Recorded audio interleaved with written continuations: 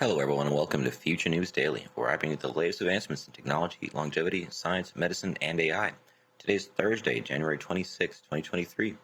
Don't forget to like, subscribe, and hit the notification bells. With that being said, let's get started.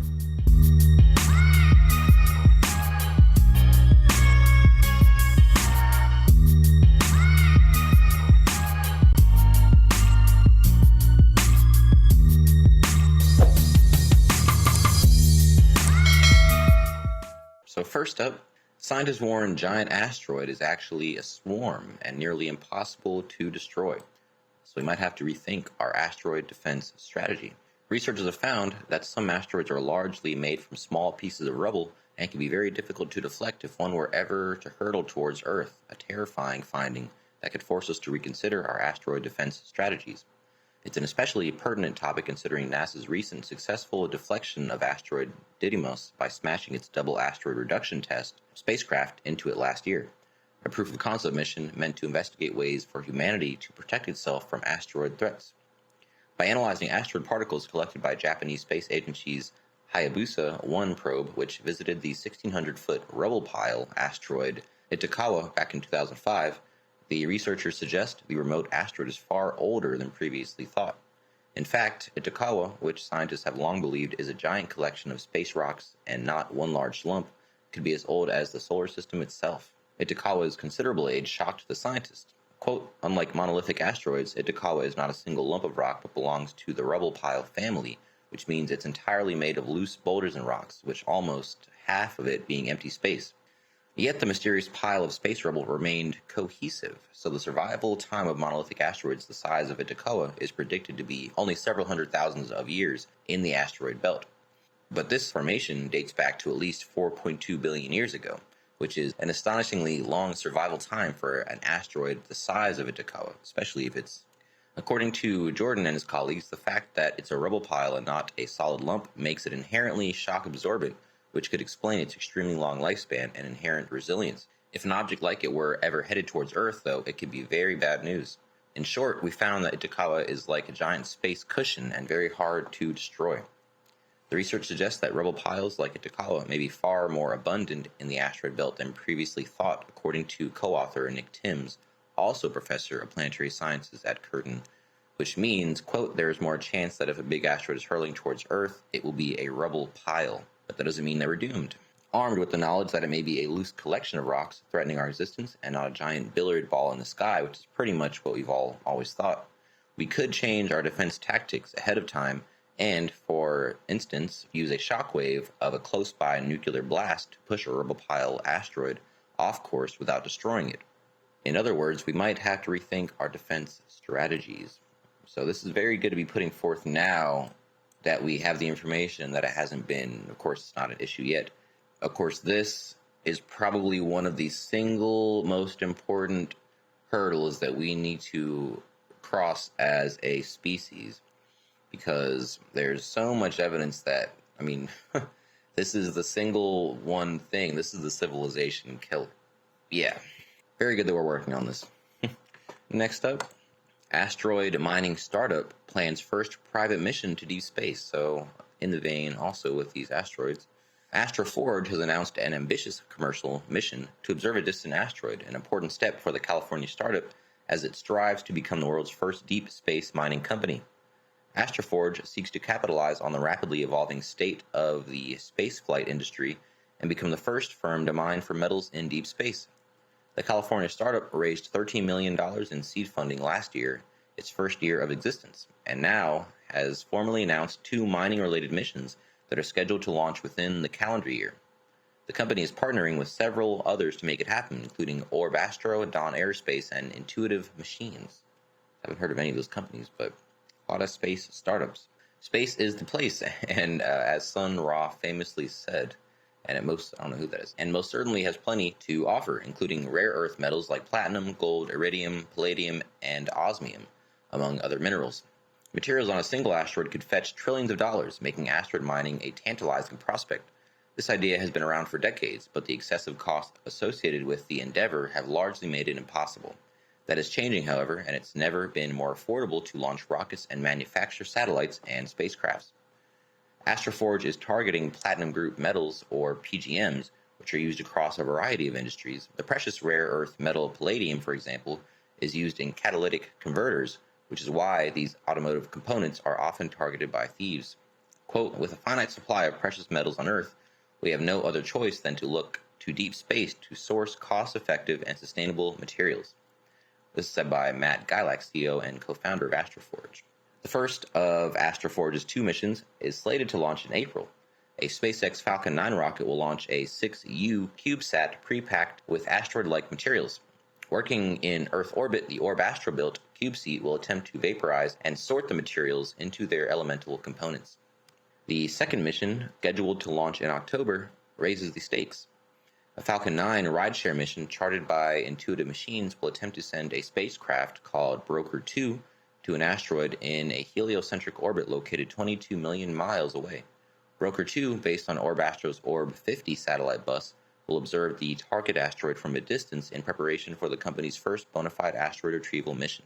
When the time comes, Astroforge intends to target asteroids measuring 66 to 4,920 feet, or 20 to 1,500 meters, in diameter, and instead of landing on the objects, will break apart the asteroids from a distance and collect the valuable aggregate materials.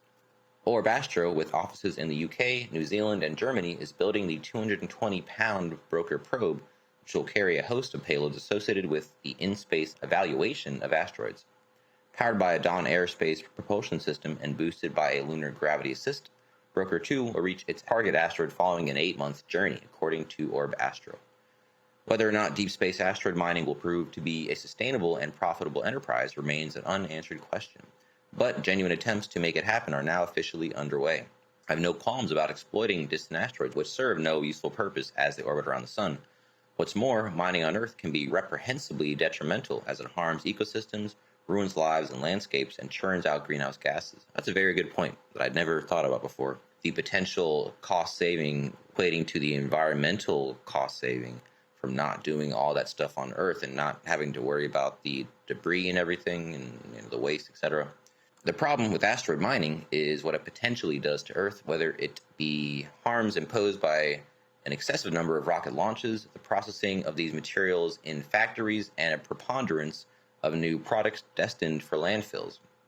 Whether you're for or against asteroid mining or just ambivalent, it's clear we need to be having these conversations. So yeah, since it's such a, in any new industry, there's going to be hurdles and just issues that you didn't think to ask, questions you didn't think to ask because it's so new. So they are right saying we just need to start having these conversations. We need to start getting lawmakers thinking about these things, talking about them. Very important stuff, because in all likelihood, we're going to need a lot of these materials. And we do have a lot of asteroids in our solar system, so we wouldn't have to go too far. It wouldn't really be too much of an endeavor to accomplish this. So yeah, very good. Next up, how a gene found in centenarians could be turned into an anti-aging drug for the heart. Well, this is interesting. Scientists say a breakthrough treatment can turn back a clock on biological age of heart by a decade. So in Bristol, England, an anti-aging gene common in people who live to be 100 years old has the ability to rewind the biological age of someone's heart by 10 years. So 10% of this 100-year-old person. Researchers in the UK and Italy say they can turn this genetic mutation in centenarians into a treatment which helps others at risk for heart disease. A team from the University of Bristol and the Multimedica group found that older adults with exceptional longevity often carry the healthy mutant gene BPIFB4. These people regularly live to be 100, live in so-called blue zones, and typically maintain good heart health throughout their lives. So real quick, blue zones are regions in the world where people are speculated to live longer than average. Just as an FYI. So scientists believe BPIFB4 keeps the heart young by protecting it against age-related diseases like heart failure. The new study proved that scientists are capable of transplanting this protection into others who don't have the gene, improving their cardiovascular health. Results show administering a single mutant anti-aging gene into middle-aged mice stopped the decay in their heart function. In elderly mice, the gene actually de-aged their hearts by the human equivalent of 10 years. The heart and blood vessel function is put at stake as we age. However, the rate at which these harmful changes occur is different among people. Smoking, alcohol, and sedentary life make the aging clock faster, whereas eating well and exercise delay the heart's aging clock. Quote, in addition, having good genes inherited from parents can help to stay young and healthy. Genes are sequences of letters that encode proteins. By chance, some of these letters can mutate. Most of these mutations are insignificant. In a few cases, however, the mutation can make the gene function worse or better, like for the mutant anti-aging gene we have studied here on human cells and older mice. The 3-year study also examined how this potential treatment works on humans, using heart cells in laboratory test tubes. Researchers at the Multimedica group in Milan administered the gene to these heart cells, which came from elderly adults with a history of severe heart problems. Study authors then compared these cells to those of healthy patients. Quote, the cells of the elderly patients, in particular those that support the construction of new blood vessels called pericytes, not to be confused with this is spelled differently, so pericytes spelled Pericytes,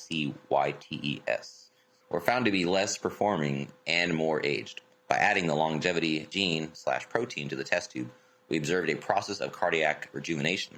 The cardiac cells of elderly heart failure patients have resumed functioning properly, proving to be more efficient in building new blood vessels. The study notes that the children of centenarians also carry BPIFB4, meaning they're likely to enjoy a long and healthy life as well. Researchers say their study is the first to prove that this protection is transferable to someone who does not carry the longevity gene. The team adds that there may be other mutations which provide the same or even greater protection against aging, which scientists haven't found yet, so other genes also in centenarians that have yet to be discovered. For now, the team believes this discovery can lead to a new wave of treatments which extend lifespans. Quote, our findings confirm the healthy mutant gene can reverse the decline of heart performance in older people. We are now interested in determining if giving the protein instead of the gene can also work. Gene therapy is widely used to treat diseases caused by bad genes. However, a treatment based on a protein is safer and more viable than gene therapy. All right, so that's that. So if this could be turned into a supplement, man, that would be something. I mean, that's basically increasing the heart health span of the entire population by 10 years or 10% or more, depending on what year you start doing this. Quite impressive. It's almost unbelievable the amount of discoveries we're coming up with in this just in the past year. It's really astounding. Anyway, last one I have for you guys. NASA and DARPA collaborating on nuclear-powered rocket for quick trips to Mars. So I know I'd kind of covered this already, but I didn't know that it was being so seriously looked at, and this is actually going to be what looks like a top priority as far as missions down the road go, and as far as what is the most realistic type of rockets that are going to take us throughout our own solar system. Of course, this isn't going to be really feasible for going outside our solar system those kind of distances, or even maybe to the outer ends of it, but within our relative area in the solar system. So let's read on, see what's going on. One of the bigger questions surrounding NASA's interest in sending a crewed mission to Mars surrounds the best way to get there, and it appears the agency might have found its answer. NASA announced today that it will be developing a nuclear thermal rocket engine in collaboration with DARPA. The collaboration is called DRACO. Oh my God, I love being dramatic with these acronyms. Draco. There you go. It stands for Demonstration Rocket for Agile Cislunar Operations, and it's expected to reduce the travel time it takes to get astronauts to Mars and potentially more distant targets in deep space, according to a press release. NASA will lead technical development of nuclear thermal engine that will be combined with an experimental DARPA spacecraft.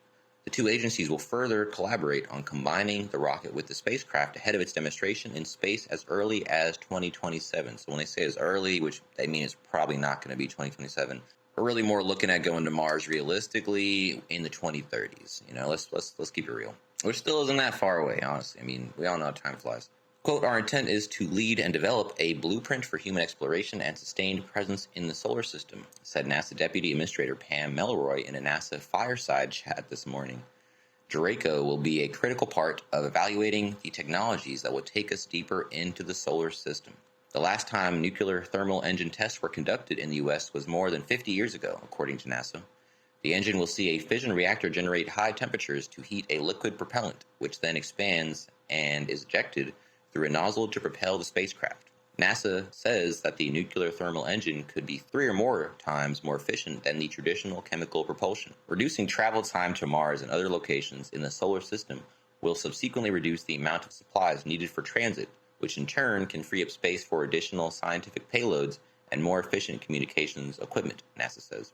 Melroy also explained that faster trips are safer trips since astronauts will spend less time being pelted by cosmic radiation while moving through space.